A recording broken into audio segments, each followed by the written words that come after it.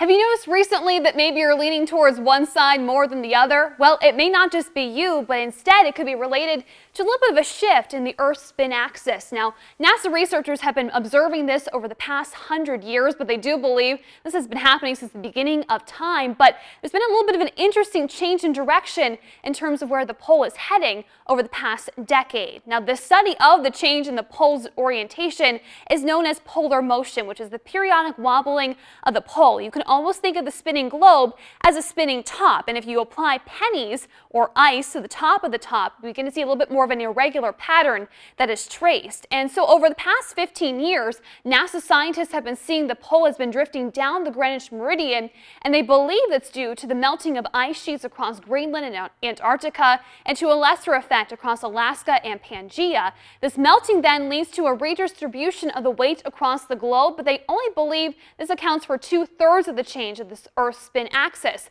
Other contributors include drought and heavy rain, but you may be wondering, just how does this impact me? Well, it does affect how we view astronomical events, such as sunrise and sunset and any potential lunar or solar eclipses, but maybe most importantly is it can play games with your GPS, as now the North Pole is in a little bit of a different location, and eventually, potentially, you could be going down a little bit of a stray route. So now you know. For 5 News, I'm meteorologist Jill Swed. Be sure to stay tuned. 5 News at 5:30 is coming up next.